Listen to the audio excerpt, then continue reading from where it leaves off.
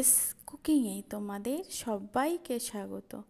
অনেকে না broiler chicken খেতে চায় না, এর একটা বাজে গন্ধ লাগে, তার জন্য এই চিকেনটা খেতে ভালোবাসে না অনেকেই। কিন্তু এই নতুন পদ্ধতিতে বানালে যে খায় না সেও চেয়ে চেয়ে খাবে, ভাত বা রুটি সব কিছু দিয়ে। তার জন্য ভিডিওটা সম্পূর্ণ দেখার অনুরোধ রইল।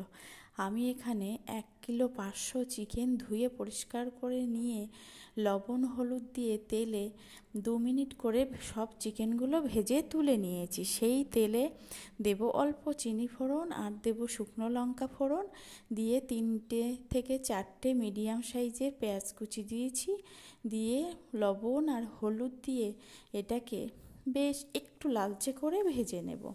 যেহেতু চিকেন ভাজা ছিল বলে তলাটা লেগে লেগে যাচ্ছে, ওই জন্য অল্প জল দিয়ে পেঁয়াজটাকে একটু ভেজে নিয়ে বেটে রাখা 10 থেকে 15টা কাঁচা শুকনো লঙ্কা আর 3টে রসুন বেটে নিয়ে সেটা দিয়ে দিলাম। মিক্সিং জারটা ধুয়ে জল দিলাম, দিয়ে 2 থেকে 3 চামচ টমেটো সস দিলাম।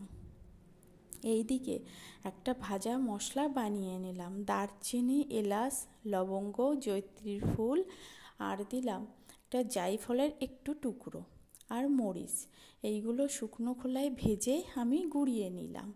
এইবার মশলাটার থেকে তেল ছেড়ে দিয়েছে, সব কাঁচা গন্ধ ছেড়ে গেছে, তখন সেই ভেজে তুলে রাখা চিকেনটা দিয়ে দিলাম, দিয়ে ঢেকে ঢেকে রান্না করে নেব। এবার কটা আলু দিলাম একসাথে, ঢেকে রান্না করার ফলে অনেকটা জল উঠেছে। সেই জলটা যতক্ষণ না টেনে আসবে, চিকেন থেকে আলাদাভাবে তেলটা ছেড়ে দেবে, ততক্ষণ এটাকে কষাতে থাকবো। এই সময় কষাতে কষাতে দেব 1/2 চা চামচ মতো মিট মশলা দিয়ে সুন্দর করে কষিয়ে দেখো বেশ তেলটা ছেড়ে দিয়েছে। এবার পরিমাণ মতো গরম জল দেব। গরম জল দিয়ে দেব একটু কাশ্মীরি লাল লঙ্কার গুঁড়ো দিয়ে এটাকে আবার একটু ঢেকে রান্না করে নেব। এই চিকেন তেলে ভাজার ফলে এর কোনো বাজে স্মেল থাকে না, আর খেতে খুব দারুণ হয়। গোটা গোটা থাকে অথচ নরম হয়ে যায়। লবণ ঝাল ঠিক মতো চেখে নেব।